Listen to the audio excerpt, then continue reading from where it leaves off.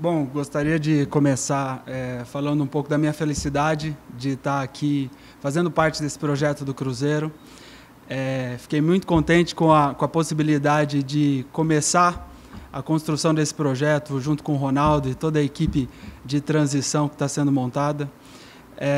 Não tenho dúvida que esse clube é gigante. Sabemos que o momento é muito difícil, que é um momento complexo, mas acreditamos muito que através do bom exemplo, da boa gestão e de uma política de austeridade financeira, a gente vai conseguir colocar o Cruzeiro no lugar que ele nunca deveria ter saído. Então, quero reforçar aqui a todos os torcedores, a todas as pessoas que estão nos escutando, o quanto que a gente vai trabalhar, o quanto que a gente vai se dedicar e o esforço e a vontade que a gente está começando a colocar nesse projeto é para que o clube se sinta indignado com o momento que a gente está, mas ao mesmo tempo muito otimista com o ambiente, com a forma de trabalho e com a capacidade de construção coletiva que o Cruzeiro vai começar a criar a partir de agora. Pedro, Ana Paula da TV Globo. Pedro, de onde o Cruzeiro planeja gerar mais receita, visto que boa parte da receita do ano já está comprometida? Desses 35 milhões de orçamento para o futebol, que o Ronaldo havia falado, de onde virá esse dinheiro? Ana Paula, a gente já sabe que o Cruzeiro antecipou grande parte das receitas, né, para os próximos anos. O Cruzeiro vem montando uma equipe extremamente qualificada para repensar todas as fontes de receitas e as formas de fazer futebol dentro de um novo planejamento. Mas a gente sabe o tamanho do clube, a gente sabe o tamanho dessa torcida e eu não tenho dúvida que, através desse novo ambiente, teremos uma multiplicação do número de sócios e com o sócio-torcedor, com o apoio do sócio, a gente vai conseguir fazer futebol e conseguir montar uma equipe cada vez mais competitiva. Dentro do departamento de futebol, nosso objetivo é fazer o melhor com o recurso disponível. Vamos trabalhar dentro do recurso que hoje a gente tem em caixa, mas acreditamos muito que com a força da torcida do Cruzeiro a gente vai conseguir ter cada vez mais recursos para investimento, não só dentro de campo, mas também em infraestrutura, em novas pessoas e fazer com que o clube, através de uma instituição forte, consiga os resultados que a gente está planejando. Pedro, tudo bem? Paulo Azeredo, TV Horizonte. Eu queria que você falasse um pouquinho desse um mês de Cruzeiro, né? De gestão, né? Da equipe do Ronaldo e vocês. Desse pente fino que foi passado, o que não havia, o que não era, perdão, de conhecimento de vocês, o que estava acima daquilo que foi inicialmente passado a vocês e que você fizesse realmente uma avaliação de como que vocês colocam hoje o Cruzeiro numa situação já melhor do que pegaram ou ainda falta muito chão para isso? Olha, Paulo, a gente sabe que já existia um diagnóstico financeiro e contábil, né, de toda a estrutura de funcionamento do Cruzeiro. Além disso, a gente vem fazendo uma análise muito profunda da forma do clube se estruturar e pensar o futebol. A gente acredita que a cultura que foi implementada ao longo dos anos, ela precisa ser modificada, principalmente porque a gente entende que é necessário uma modificação no planejamento e na forma de tomar decisões dentro do futebol. O fato do Cruzeiro ser um clube grande nos mostra o tamanho do desafio, mas a gente acredita que o tamanho da camisa não vai nos levar naturalmente para a Série A. A gente acredita que a mudança de processo, que a mudança de fazer futebol e criar um senso de indignação entre todos os colaboradores vai fazer com que a gente volte para a Série A de uma maneira estruturada, organizada e pensando no futuro do clube. Não acreditamos que apenas a camisa vai fazer a diferença. Acreditamos que o trabalho, isso sim, vai levar o clube ao seu caminho de protagonista dentro do futebol brasileiro. Pedro, Arthur Moraes, da Rádio Super. Como é sabido, Ronaldo, mesmo à distância, tem acompanhado os jogos, transmissões, o desempenho da garotada do Cruzeiro na Copinha.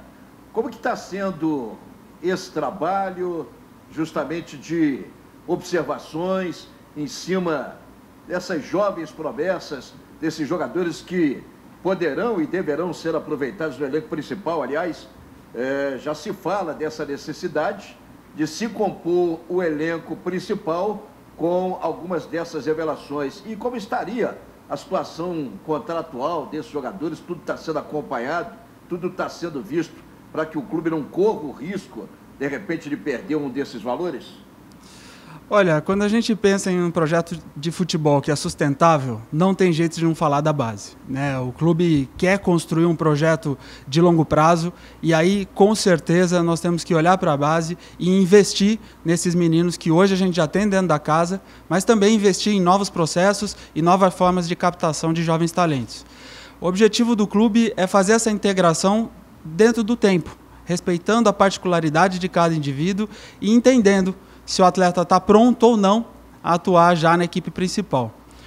E a partir desse contexto a gente vai começar a analisar o cenário de contratos e como que isso foi deixado pelas outras gestões. O nosso grande objetivo aqui é fazer com que o clube esteja seguro, com seus contratos completamente renovados, enfim, pensando numa forma em que o atleta possa ser, quem sabe no futuro, vendido, mas também levando em consideração a composição do elenco e sabendo que quando se fala de jovem atleta, a gente precisa respeitar a particularidade do indivíduo e o tempo que muitas vezes eles precisam para se adaptar a um novo cenário.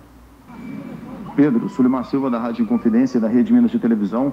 O Cruzeiro fechou o ciclo de contratações, vai trazer mais algum jogador para o ataque, jogador de beirada. Na Argentina tem se especulado que o Cruzeiro está indo ao mercado, lá na Argentina, para trazer jogador? Eu acho que o mais importante é a gente vai falar dos atletas que estão aqui, do trabalho que está sendo feito dentro da Toca 2. Estamos muito animados com o trabalho do Pesolano, toda a comissão técnica, o retorno que os atletas têm dado a esse novo estímulo. Não tenho dúvida que hoje o elenco já é muito competitivo.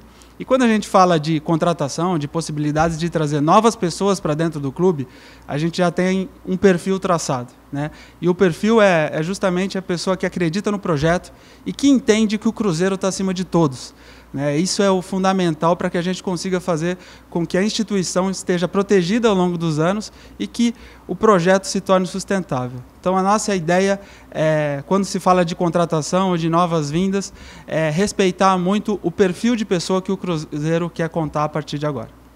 Boa tarde, Pedro. Adualdo Leal, Rede 98 FM. Pedro, várias situações já foram resolvidas, mas algumas ainda a gente segue sem saber o que de fato vai acontecer aí com jogadores, por exemplo, como o próprio atacante Ayrton e o meia Fernando Neto. Você poderia falar a respeito dessas duas situações?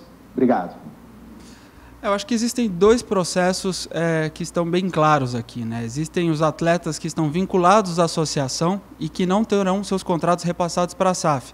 Esses casos estão todos sendo renegociados pela equipe jurídica do Cruzeiro, todos estão sendo conversados aí com seus agentes, advogados, para que ocorra uma solução que seja a melhor para todos. O que a gente consegue falar é do que está sendo transformado e repassado aqui para a SAF. Esses são os jogadores que hoje já estão no elenco e que a gente já está trabalhando, pensando no planejamento de 2022. Josias Pereira, do Jornal Tempo, da Rádio Super. Eu gostaria de perguntar duas coisas. Muito se falou sobre a contratação do goleiro Rafael Cabral, que ele estaria fora do teto, receberia um valor a mais. Qual que é a situação dessa contratação dele? Se está tudo correto dentro do limite que o Cruzeiro planejou para essa folha salarial, das luvas também dele em relação a isso. E a questão do Auski, que foi comentada aí, o argentino, se ele realmente interessa o Cruzeiro, como disse aí também o próprio agente do jogador. Muito obrigado. Olha, Josias, a grande diretriz que está sendo repassada pela gestão da SAF é a responsabilidade financeira. Então, o clube vai sempre respeitar os tetos estabelecidos, o planejamento que foi adotado. A gente acredita que dá para fazer equipe competitiva dentro de um parâmetro financeiro, e aí o clube não vai fazer loucura, não vai tomar decisão com base na emoção, e sempre com base na técnica e nos parâmetros estabelecidos pela própria empresa, né? Agora, falar de especulação, de possibilidades de novas contratações, a gente acredita que nem é prudente, porque cada dia surge um novo nome. Eu acredito que a gente tem que falar do trabalho que está sendo feito e de quem já está aqui na Toca trabalhando, se dedicando e já pensando nas primeiras disputas aí do Campeonato Mineiro. Olá, Pedro. É Paulo Galvão, do Jornal Estado de Minas. Eu gostaria de saber como é que, uma coisa prática, assim, como é que vocês estão fazendo, como é que funciona essa questão de quem assume o quê, por exemplo. Vocês ainda são funcionários da SAF, porém a SAF ainda não foi assumida pelo Ronaldo, ele está em posse da associação. Então, como é que fica isso? Quem é responsável por gerir recursos, por pagar as contas? Na hora de fazer contratação, você fala em nome já da SAF ou fala em nome da instituição? É uma coisa bem prática mesmo para a gente poder explicar isso para o nosso leitor, para o nosso ouvinte, enfim. Obrigado, um abraço. Quando a gente fala de processo de aquisição de empresas, e aí não é só no futebol, né? Isso leva tempo e toda vez é montada uma equipe de transição. Essa equipe de transição, ela trabalha sempre em conjunto por um período, né? Aqui foram estabelecidos 3 meses e eu acredito que esse processo tem sido muito harmônico e todos trabalhando em prol do Cruzeiro. O grande objetivo aí é ir dividindo as funções e determinando como que as decisões serão tomadas. Hoje o fluxo de caixa ele é dialogado praticamente diariamente para identificar quais serão as contas a pagar, como que vai ser pago, e o planejamento futuro já está sendo feito pela equipe da SAF. Mas a gente gostaria aqui também de agradecer toda a equipe da associação que tem facilitado muito esse processo, dando todas as informações e fazendo com que esse processo seja o mais suave possível. Pedro, aqui é Gabriel do Duarte, do GE. Globo. Eu queria te perguntar sobre a questão dos jogadores da base. Já tem definido os nomes que vão trabalhar com o Paulo Pessolano, ele disse que quer contar com alguns atletas neste grupo profissional. E também gostaria de perguntar sobre a situação do volante Henrique. É um jogador que tem muita história com o clube, estava se recuperando de uma cirurgia no joelho direito. Já tem a definição sobre a situação do atleta, o que tem sido conversado com este jogador especificamente. Muito obrigado. Toda a nossa equipe do departamento de futebol, tanto profissional quanto base, está acompanhando, né, a Copa São Paulo de Juniores. Ontem todos assistimos o jogo aí contra o São Paulo e também estamos acompanhando a Copa Votorantim do Sub-15, onde a equipe do Cruzeiro também começou muito bem. Então o nosso objetivo é fazer com que essa integração entre base e profissional ela seja natural, né? Nessa gestão não vai ter muita diferenciação.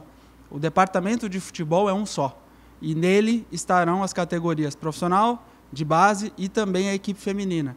E aí nós vamos trabalhar, sentar e, através de muita construção coletiva, estabelecer as estratégias para cada uma dessas equipes.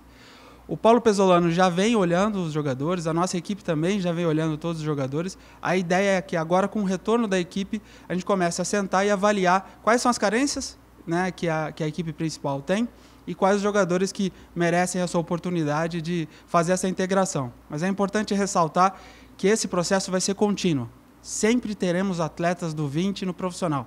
É assim que se forma atleta, é através de processo, e não apenas através de escolhas individuais. Falando do Henrique, o Henrique também está naquele caso de análise da associação, né? O contrato dele não foi repassado para a SAF, então toda a equipe jurídica da associação está debatendo aí com seus agentes, enfim, com todas as pessoas responsáveis pela sua carreira para tomar a melhor decisão para que o processo aí de sucessão seja tranquilo. Boa tarde, Pedro. Thiago Matar, do Super Esporte do Estado de Minas. Ainda sobre a atuação do Cruzeiro no mercado da bola, eu queria saber sobre o perfil de eventuais novas contratações. O torcedor do Cruzeiro pode esperar reforços em que o Cruzeiro vai investir algum valor na aquisição de direito econômico, ou o formato é mesmo esse aí que está posto de jogadores em fim de contrato ou que conseguem rescisões com seus clubes? Muito obrigado. Acho que o perfil vai muito além da compra ou não de direitos econômicos, né? Óbvio que se o clube tiver capacidade financeira de fazer investimento, iremos fazer. Mas a gente dá um passo atrás e sempre busca o perfil da pessoa e o perfil do atleta. A gente olha muito para o momento de curto prazo, é óbvio, né? Temos uma Série B para disputar, precisamos de jogadores que também conheçam a competição, mas olhamos para o futuro. O planejamento de elenco do Cruzeiro ele precisa contemplar o curto, médio e o longo prazo. E a nossa equipe de análise de mercado e todos os profissionais que fazem parte dela têm a responsabilidade de pensar em todas essas possibilidades e dividir isso com a diretoria de futebol, com o comando técnico, para que as melhores decisões sejam tomadas pensando no clube e não apenas no momento emergencial. Olá, Pedro. Aqui é Victor Martins, do All Sport. A torcida do Cruzeiro já tem um bom tempo que se queixa da relação do clube com a Federação Mineira. Afinal, toda a bola dividida, o Cruzeiro acaba perdendo. A prova disso é os horários marcados para os jogos do Cruzeiro nesse Campeonato Mineiro. Você, como um profissional que vem de uma federação, estava em São Paulo, acredita que pode melhorar esse relacionamento entre Cruzeiro e Federação Mineira? Olha, eu tenho um histórico de federação, né? Trabalhei bastante tempo na Federação Paulista e, em função disso, conheço muito o presidente Adriano, conheço o Leonardo Barbosa, o Daniel, todas as pessoas que fazem parte ali do campo de direção da Federação Mineira. Eu não tenho dúvida que todos nós queremos que o futebol mineiro seja forte. Esse é o grande objetivo. E, através do diálogo, da construção, vamos encontrar as melhores saídas para todos, né? Eu acredito que o Campeonato Mineiro tem um potencial absurdo. Podemos todos juntos fazer com que essa competição seja cada vez melhor. E eu quero também passar a mensagem para que eles contem conosco, para que a gente faça cada vez mais e melhor para o futebol mineiro. Pedro, boa tarde. Stefano, do Portal Deus Me Livre. Pedro, como é que está a situação do Transferban? Eu acho que essa é a grande dúvida do torcedor em relação a essa temporada, né? O Campeonato Mineiro aí prestes a começar, os reforços chegaram, já estão treinando, mas ainda não estão inscritos por conta da dívida. Como é que está essa situação do Transferban? Vocês já têm uma noção de quanto vai ser pago? De quanto tempo leva depois do pagamento para ser liberado? Obrigado. Existe uma equipe extremamente competente, né, um grupo de advogados que está trabalhando na estruturação da dívida da associação. Vocês sabem bem que é uma dívida grande com base nisso a gente vem fazendo a gestão de fluxo de caixa. E isso demanda muita análise, muito estudo, escolha de prioridades, pensando no planejamento futuro do clube. O Transferban é uma prioridade, não tem como não ser. Eu confio muito na equipe que está fazendo esse trabalho. Eu não tenho dúvida que essa solução será dada nos próximos dias ou horas e que o Cruzeiro vai encontrar a melhor saída para que todos os atletas aí estejam inscritos e aptos para a disputa do Campeonato Mineiro. Tiago Valu, canal Cruzeiro Esportes. Pedro, eu queria que você falasse dessas dificuldades que você encontrou, tendo que renegociar contratos, além de trazer novos jogadores para a temporada 2022. E como vai funcionar o departamento de futebol, que passou por tantas alterações? Além de você, a gente sabe também que tem o André Martins, o Marcos Menezes e o Carlos Eduardo Furtado. Você pode falar um pouco como que vai ser o funcionamento de você juntamente com estes profissionais? Obrigado. Uma das coisas que me chamou muito a atenção e me fez aceitar o convite do Cruzeiro é o objetivo de colocar a instituição acima de todos, né? Não tem nenhuma pessoa que está acima do projeto do clube. E através dessa premissa a gente vem montando o departamento de futebol, procurando especialidades, procurando competências. A ideia é montar um departamento de análise de desempenho muito forte, um departamento de análise de mercado com especialistas e com gente que conheça muito bem a demanda de mercado do Cruzeiro, além de toda a área de performance e saúde que vem sendo liderada para a Natália Bittencourt, com pessoas extremamente competentes. O grande objetivo é reter os talentos que o Cruzeiro já tinha, temos pessoas muito boas que já trabalhavam aqui no clube e buscar pessoas que podem agregar o projeto de futebol e também fazendo com que o clube tenha processos sólidos, porque através de processos sólidos a gente conquista o resultado. Eu não consigo ver outra saída.